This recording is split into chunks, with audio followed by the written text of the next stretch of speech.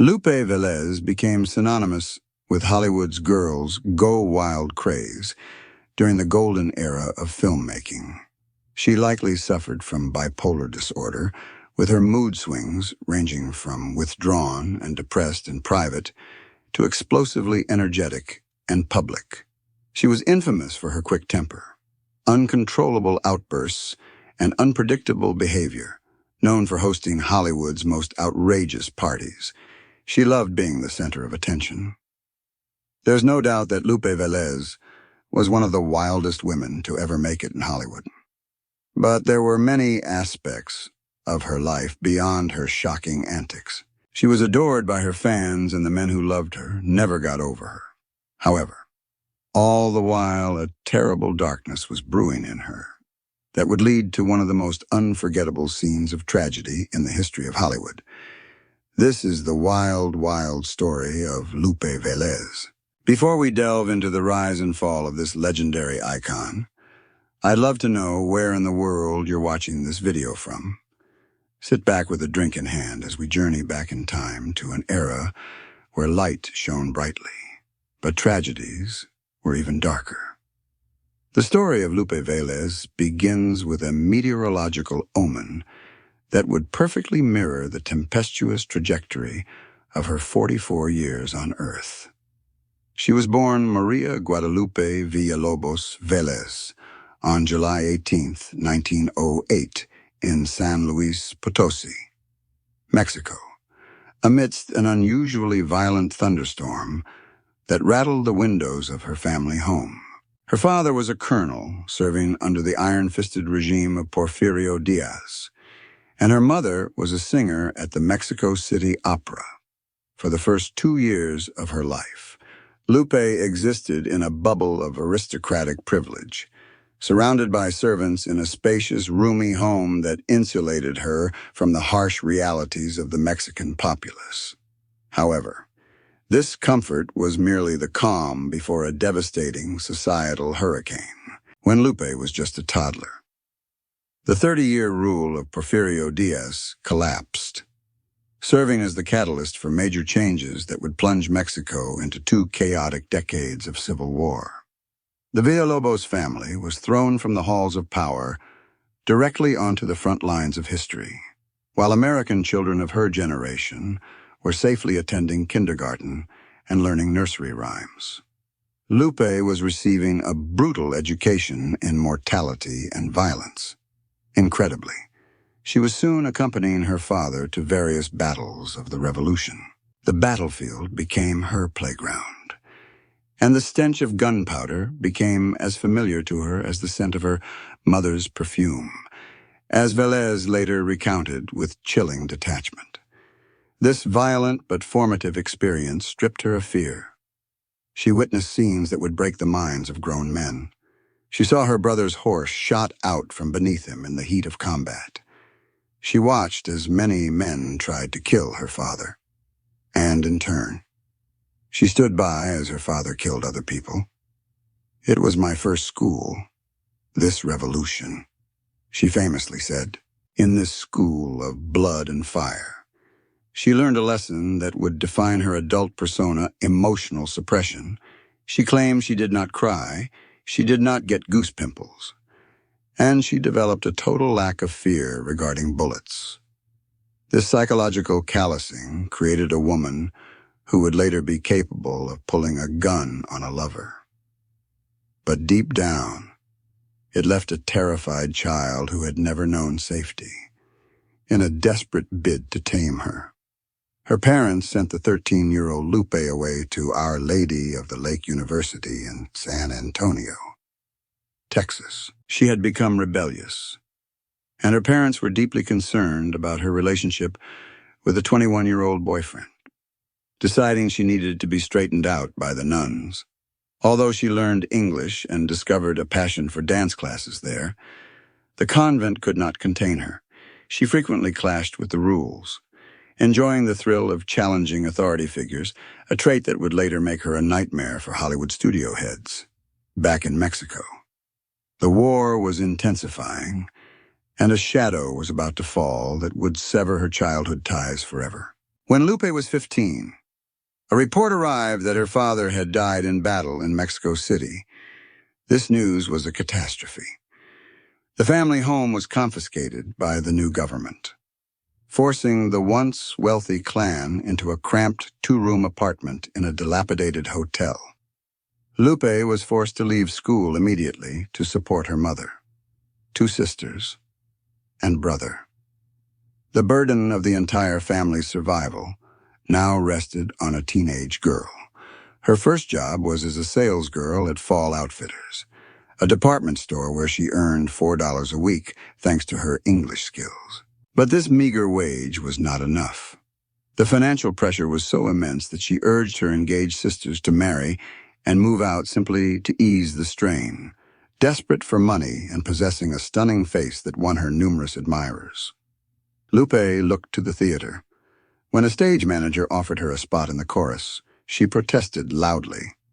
Insisting she was a solo talent, she proved it by jumping on stage with a ukulele, dancing a frenetic shimmy that won over the management. However, her rapid success bred deep resentment. Fellow performers, jealous of her jump to a solo act without paying her dues, tried to undermine her, leading the Mexican Actors Guild to effectively ban her until she proved herself. Lupe, showing the survival instinct she learned in the Revolution, refused to be silenced. She ran on stage between acts, dancing and telling risque stories, appealing directly to the audience until the guild relented. She soon became the highest-paid stage performer in Mexico, earning 45 pesos a day. Yet, this success hid a dark and exploitative secret. As Lupe's fame grew, her mother began to capitalize on her daughter's star power in the most grotesque way possible. Her mother effectively began working as her madame, arranging for the highest bidder to spend evenings with the teenage Lupe. These encounters, which fetched thousands of pesos, restored the family finances but shattered Lupe's spirit. It is highly probable that the onset of her undiagnosed bipolar disorder was exacerbated during this time, as she oscillated between the high-energy performer on stage and a young woman sold into sexual servitude by the one person supposed to protect her. The final emotional blow came when her father returned. He was not dead. He had been missing in action. Instead of pride in his daughter's resilience, he was horrified to find her performing on stage under his noble name. His fury was only appeased when she agreed to change her name to her maternal surname, Velez, rejected by her father and exploited by her mother. Lupe looked for an escape. That escape seemed to appear in the form of a telegram from Richard Bennett, offering her an audition for a play in Los Angeles. In her desperation and excitement, Lupe mistakenly thought she had already secured the role. Mexican newspapers triumphantly announced Lupe Velez goes to Hollywood. But leaving was a dangerous affair. She owed money to creditors who had obtained warrants for her arrest. As police gathered at her home, a quick-thinking newspaper boy helped her escape in a scene of tragic absurdity. The 19-year-old star was disguised in a baby buggy and wheeled past the police, fleeing her homeland like an infant fugitive. She left Mexico with only $20, but she would not even keep that for long. On the train to Los Angeles, a handsome, well-dressed man flirted with her, and in her naivety, she trusted him. Upon arrival, she discovered he was a professional thief who had stolen her last pennies. Lupe Velez stepped onto the platform in Hollywood not as a conquering star, but as a penniless, broken girl who had been used by almost every man and woman she had ever trusted. By the early 1930s, Lupe Velez had conquered the screen. But the victory was a Pyrrhic one. The higher she climbed, the more the machinery of Hollywood and the demons of her own psyche conspired to crush her. The narrative of the Mexican Spitfire was no longer just a marketing gimmick. It had become a cage, As the golden age of Hollywood moved from the roaring 20s into the conservative 30s, Velez found herself trapped in a labyrinth of toxic romances, systemic racism, and a mental illness that was spiraling violently out of control. The most devastating conflict of Velez's life was not fought on a film set, but in the private arena of her relationship with Gary Cooper. They were, on paper, the most physically striking couple in the world. Velez was immediately taken with Cooper, declaring she had finally found a man with whom she had strong sexual compatibility. However, this passion was built on a foundation of dominance and submission that was destined to collapse, despite his hyper-masculine screen image. Cooper was a passive figure in his personal life, a mama's boy still living under the thumb of his mother, Alice. Lupe's domination of Cooper was absolute. Publicly, she would make lewd proclamations about his anatomy, claiming he had the largest penis in Hollywood. Yet privately, she constantly criticized his sexual performance to maintain his submission to her. But there was one force Lupe could not defeat: Alice Cooper. Cooper's mother viewed Lupe not as a star, but as low-life trash, a derogatory assessment deeply rooted in the racial prejudices of the era. Alice constantly warned her son of Lupe's infidelity, accusations that, given Lupe's reputation, were not entirely baseless, and used emotional blackmail, threatening to end her own life if he ever married the Mexican actress. This racial and familial rejection fueled Lupe's explosive temper. She was fighting a war she could not win against a white, aristocratic matriarchy that would never accept her. The toxicity reached a fever pitch fueled by jealousy. Cooper's affairs with Marlene Dietrich and Carol Lombard were painful, but Velez was even more jealous of his intimate friendship with Anderson Lawler. In a moment of manic paranoia at a Hollywood party, witnesses reported that Velez unzipped Cooper's pants in the middle of the gathering and sniffed his genitals, ostensibly searching for traces of Lawler's cologne. It was a shocking display of the uncontrollable outbursts that were becoming her trademark, a symptom of a mind that was losing its tether to social norms. The violence between them escalated from emotional abuse to physical assault.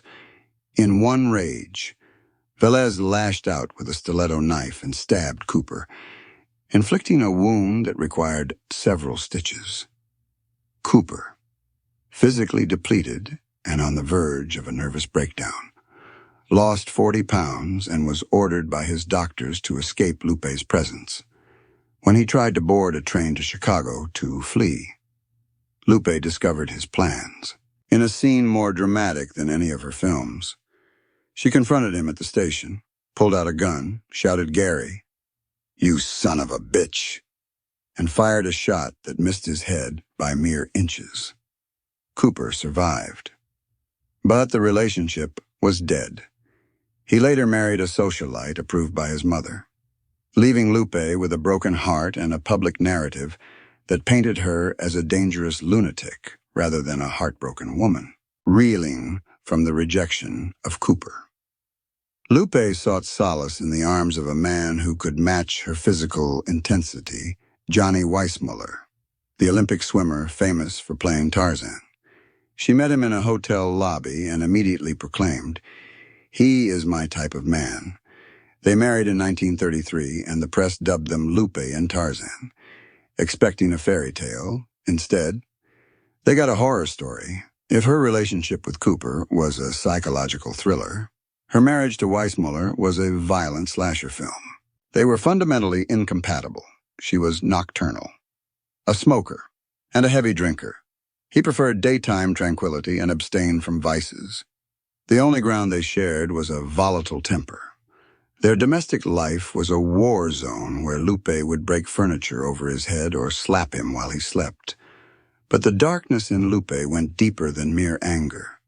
It touched on cruelty, the defining anecdote of their misery, and a terrifying glimpse into Lupe's deteriorating mental state.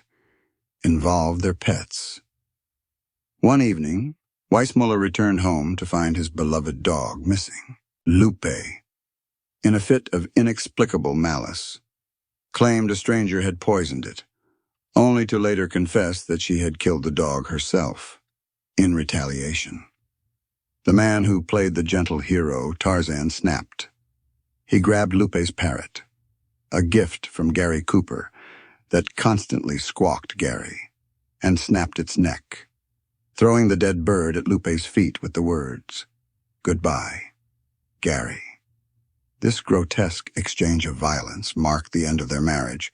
They divorced after 5 years of what Lupe described as terrible tempers and physical and mental cruelty. She was left with the house, the furniture, and a deepening sense of isolation.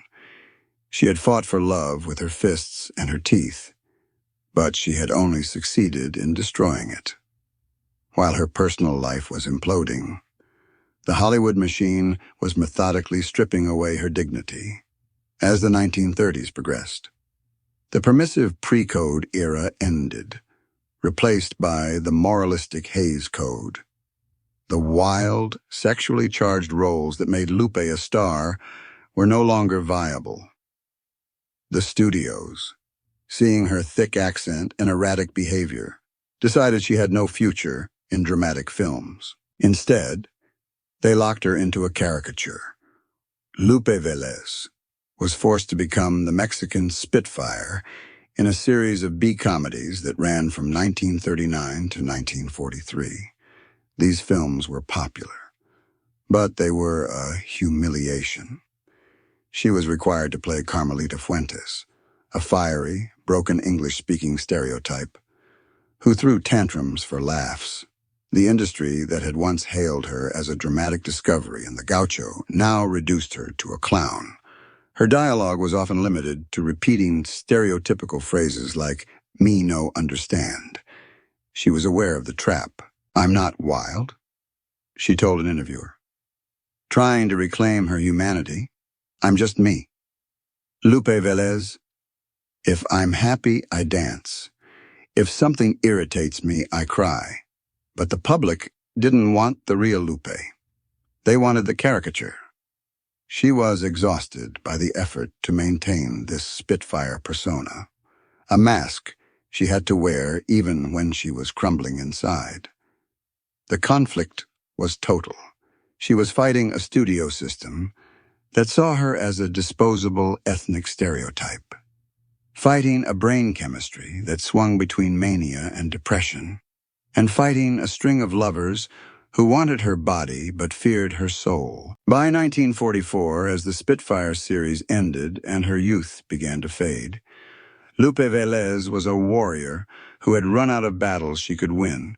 She was so tired of it all, tired of the fact that I've never met a man with whom I didn't have to fight to exist. The stage was set for her final, tragic act. Lupe Velez stood on the streets of Los Angeles, a 19-year-old girl with no money, no connections, and a stolen purse. But she possessed a commodity that Hollywood could not manufacture, a raw, volcanic will to survive. She could have easily returned to Mexico to resume her lucrative life as a famous dancer and highly desirable companion for the elite. But she had other ideas. She chose to stay and conquer the city that had welcomed her by robbing her. Her first attempt to break into the industry was a disaster that bordered on slapstick comedy. Richard Bennett, the man who had invited her to audition, took one look at her and told her she was too young and too slender for the role, determined not to be defeated by mere biology. Lupe went backstage and raided the wardrobe department. She borrowed props to appear older and fuller, stuffing her dress with fake hips and breasts and applying heavy makeup to create under-eye bags when she waddled back out to present herself. The result was so grotesque that the director did not applaud. He laughed until he cried. The role was awarded to a 28-year-old actress instead, and Lupe stormed out, angry and humiliated, broke and jobless. She took a position as a so-called atmospheric dancer at Sid Grauman's Egyptian Theater. It was a lowly gig that involved performing theme dances relevant to the films being shown, dressing as an ancient Egyptian for movies about Egypt or as a flapper for gangster films. She was a live-action ornament, shimmering and shining in the dark while the real stars appeared on the giant screen above her. Yet, it was here that her luck turned. On Valentine's Day, 1927, she made a dramatic entrance in the Hollywood Music Box Review by jumping out of a giant paper heart to sing and dance. The audience was thrilled, and she was nicknamed the Tropical Hurricane. This energy caught the eye of Ted Reed, a talent scout for the legendary Douglas Fairbanks Sr. Fairbanks was searching for a specific archetype, a wild mountain girl for his upcoming film, The Gaucho. Impressed by her vivacity, he offered the 19-year-old a 5-year contract.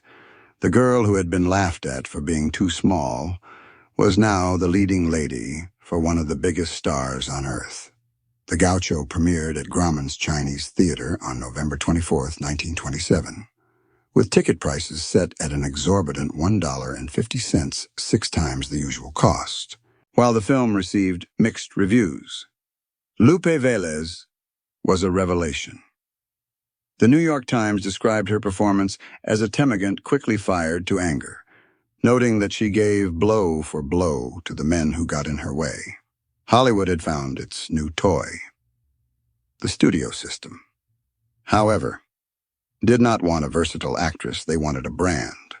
The press quickly labeled her with a string of exotic, dehumanizing nicknames: the Mexican Wildcat, the Hot Tamale, the Mexican Hurricane, and Whoopi Lupe.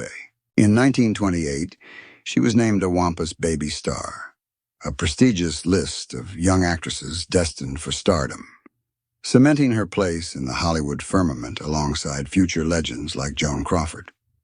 But the transition to sound films in 1929 revealed the golden cage she was building in Tiger Rose. Her first film with full dialogue. Her heavy Mexican accent was exposed. The studios decided she could not play serious drama. Her lines were sparse, often reduced to stereotypical phrases like, "me understand," limiting her possibilities to comedy, where she could exaggerate her accent and mannerisms for laughs. Lupe embraced the Mexican Spitfire image to the extreme because it was the only lane open to her. She realized early on that if I try to look and act like Norma Talmadge or like Mary Pickford, I would be nothing more than an imitation. To survive, she had to be the wild caricature they expected. If her on-screen persona was wild, her off-screen behavior was calculated to shock. Lupe Velez became the center of Hollywood's most outrageous gossip. And much of it was true. She did not just date her co-stars, she consumed them. On the set of Wolf Song in 1929, a scandal erupted involving a love triangle between Lupe, the star Gary Cooper, and the director Victor Fleming. The film itself was provocative, featuring Cooper almost entirely naked, shaving in a river. But the real heat was behind the camera. Lupe was simultaneously involved with both men. She famously remarked about Fleming, "I like him because he is a devil with women, but I am more of a devil than he is." Her approach to romance was aggressive and physically painful for her partners. She found pleasure in inflicting pain during sex, ensuring her partners were men who wouldn't retaliate, but would endure her claws and teeth. It was an open secret in Hollywood that after nights with Lupe, both Gary Cooper and later Johnny Weissmuller would arrive at their film sets needing extra makeup to cover the bite marks and scratches she left on them. Not every man was up to the challenge.